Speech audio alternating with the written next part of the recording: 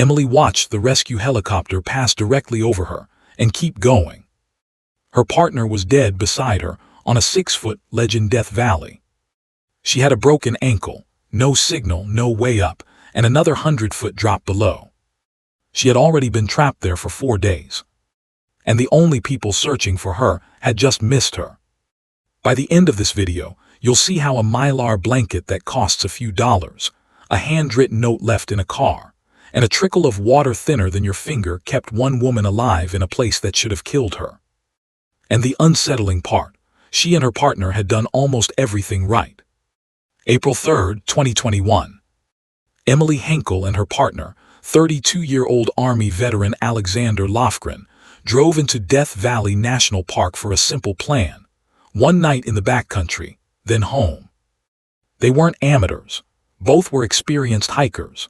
Alex, who'd served in Afghanistan, was the kind of person who found peace in wild places the way most people find it in living rooms. They checked in with a ranger, got a suggestion for a remote backcountry route called Gold Valley Road, and headed out in their Subaru Forester with plenty of water, food, warm layers, and a small survival kit, including a Mylar emergency blanket and a solar phone charger. Nothing about this trip sounded reckless. Until one hidden rock, 22 miles from pavement, changed everything.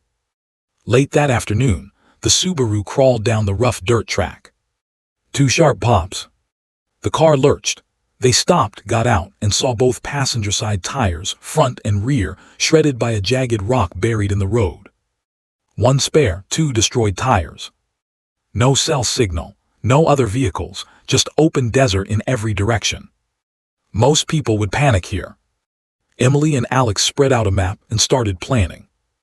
They decided to sleep in the disabled car, then leave before sunrise and hike a known route through the mountains toward a place called Mormon Point, a shorter line to safety than walking the entire road back. At about 4 in the morning, before they left, they did something that would later save Emily's life. They wrote a note and left it inside the Subaru. Flat tires, their planned route, the direction they were heading. Outside, they used rocks to build a big arrow pointing the way they were going. At the time, it was just good backcountry practice. They had no idea those 2 small acts would end up guiding rescuers to the exact canyon where Emily would be trapped. Pre-dawn cool air, moonlight. They locked the car, shouldered a single day pack, and started walking toward the mountains. It looked like the fastest path to safety on the map. It was actually leading them straight into a dead end. As the first light hit the canyon walls, the route narrowed into a tight, twisting gorge, high rock on both sides, silence, and that strange feeling of being the only 2 people on Earth. Along the way, they found a geocache, a small container with a logbook left by other hikers. Names, dates, notes, proof people had come this way before. Then they saw a line in the logbook. 70-foot waterfall ahead. It sounded scenic. It was actually a warning about the trap waiting around the next bend. The canyon pinched tighter, the floor got steeper and rougher. And then the trail simply stopped. In front of them, a pale rock face dropping 70 feet straight down. No switchbacks, no ramp, no safe way around, just a vertical drop into the lower canyon. Behind them, a long exposed backtrack through desert heat. Ahead, nothing but a cliff. They searched desperately for any alternative, side cracks, ledges, a way to traverse around the fall. Nothing looked safe. Alex made a decision. He would try to downclimb slowly to see if there was any possible way down. He started over the edge. Hands feeling for holds, boots testing tiny ledges. Emily watched from above, calling down for him to go slow, to be careful. For a while it worked. Then he reached a blank section of rock, with almost nothing to grip. He called up that he was going to try to come back. 3 words cut through the canyon. "I've lost my grip." Then the sound of a fall you never want to hear. He dropped 70 feet out of her sight onto the rock below. She screamed his name. He answered, alive but badly hurt. He told her to get help. A few broken sentences between 2 people separated by stone. And then silence. Imagine this. You're standing safely on top of a cliff, Below you, someone you love is dying. You can't see them. You can't call anyone. There's no rope, no gear, no one else for miles. Do you stay safe on top and hope help somehow finds you in time? Or do you try to get down there, knowing it might kill you too? Emily chose to go. She found a narrow crack on the opposite canyon wall, just wide enough for her back on one side, feet on the other. She leaned into it, pressed out, and started inching down, chimney-esque. Tile. Halfway down, the walls flared just enough that she couldn't brace herself anymore. Below her, about 30 feet down, was a narrow ledge where Alex had landed. 3 facts hit her at once. She couldn't climb back up. If she stayed in that widening crack, she'd eventually slip and fall uncontrolled. If she jumped now, she might at least aim for the ledge. She dropped her backpack first to clear a landing spot. Then she took a breath and let go. She hit feet first. A crack of pain shot through her leg. Her ankle was broken. But she was alive. She crawled to Alex. His injuries were catastrophic. There was nothing she could do. On that 6-foot shelf of rock halfway down a canyon wall in Death Valley, on Easter Sunday, Alexander Lofgren died. And only then did the full horror of Emily's situation become clear. Above her, the sheer wall she'd barely survived coming down. Below her, another 100-foot drop. On both sides, smooth, unclimbable rock. One person dead. One with a broken ankle.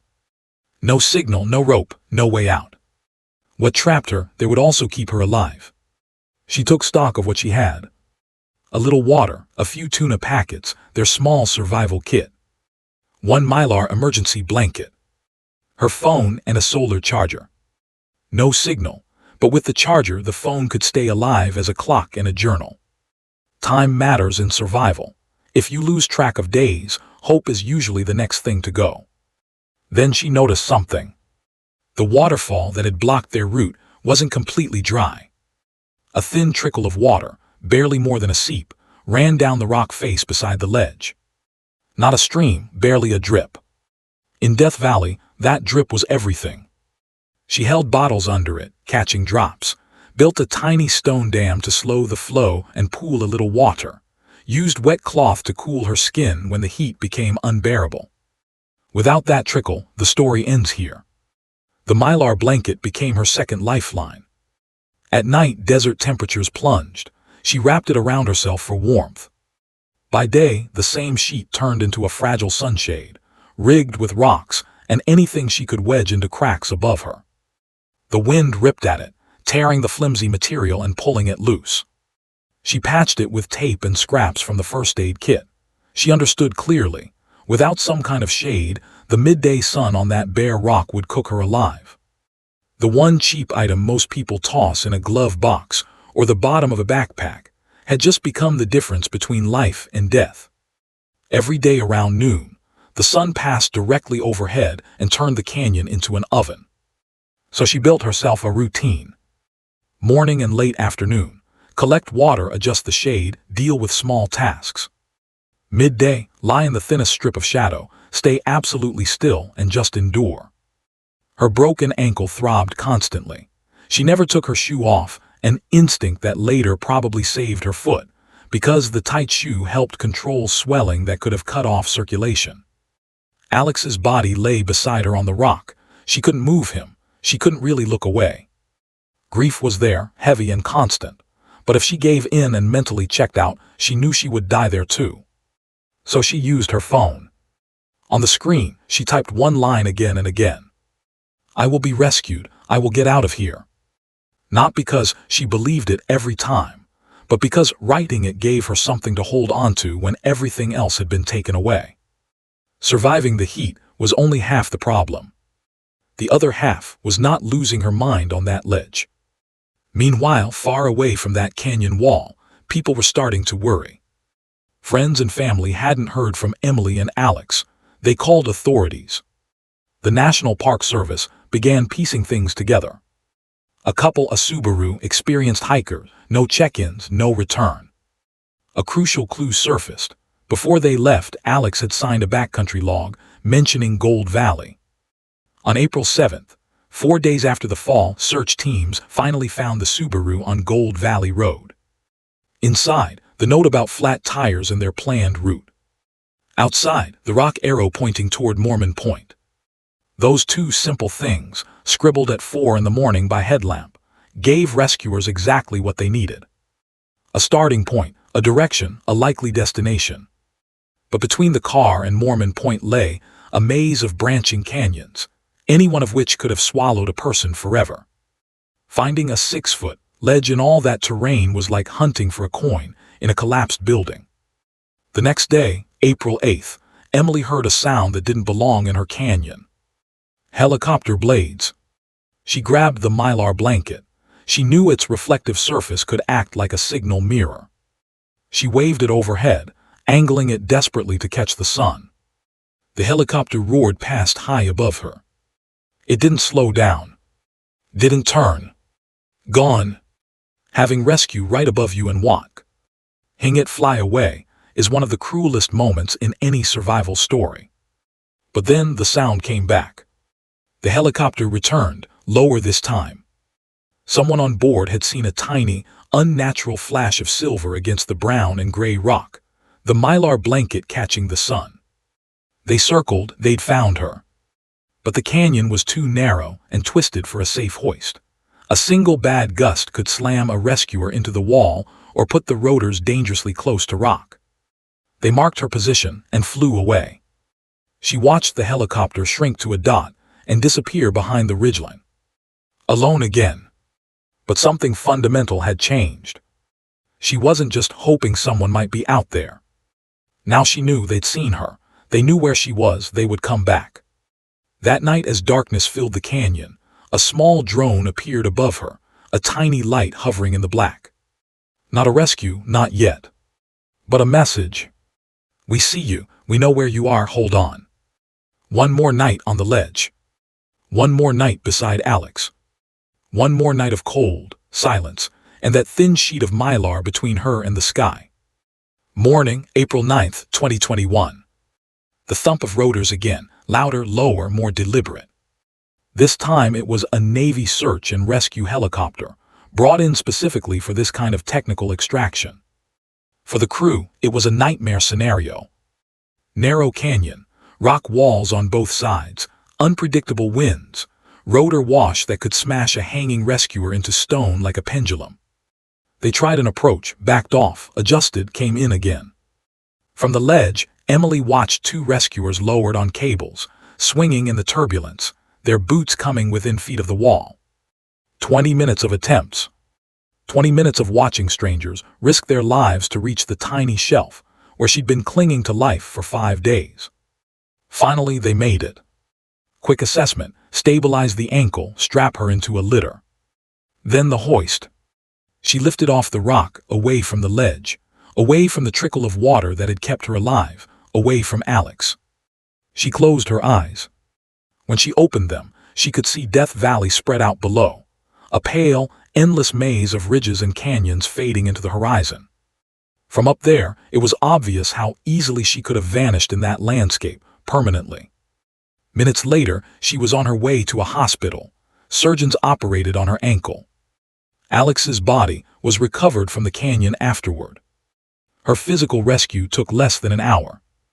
The emotional survival, living with what happened on that ledge, would take much longer. But Alex's story didn't end in that canyon. Before this trip, he'd been working in Washington, D.C. on a bill to give veterans and Gold Star families free access to national parks, the same wild places that had helped him heal after Afghanistan. In December 2021, President Biden signed it into law. The Alexander Lofgren Veterans in Parks Act. No monument marks the place where he died. But his name now quietly opens gates to the landscapes he loved, for every veteran who needs what he found out there. Emily and Alex did almost everything right. They talked to a ranger, chose a known route, left a note and a stone marker, carried water and a survival kit, made calm, thoughtful decisions. And still one hidden rock, one cliff, one slip, and everything shattered. What actually saved Emily came down to a few unglamorous things. A note in a car and an arrow made of rocks, which pointed rescuers into the right canyon system. A Mylar blanket worth a few dollars, which became warmth, shade, and a signal mirror bright enough to catch a pilot's eye. A trickle of water barely worth noticing, which kept her alive for 5 days. And a simple daily routine, collect water, fix shade, write on her phone, that kept her mind from falling apart when her body couldn't go anywhere.